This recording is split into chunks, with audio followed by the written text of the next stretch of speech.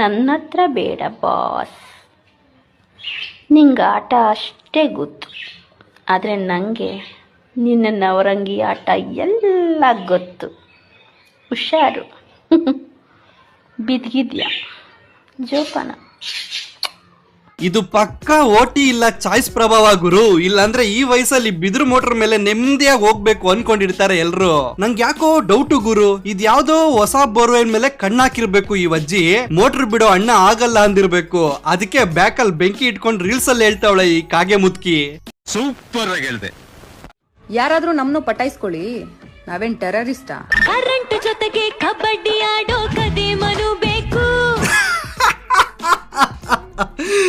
Already ಪಟಾಯಿಸ್ಕೊಂಡಿರೋನು ಮೇಲೆ ಓದಂಗಿದೆ. ಅಲ್ಲ ಅಜ್ಜಿ, ಚಟ್ಟ ಹತ್ತೋ ಟೈಮಲ್ಲಿ ಪಟಾಯಿಸೋ ಮಾತೆಲ್ಲ ಯಾಕೆ ಹೇಳೋ?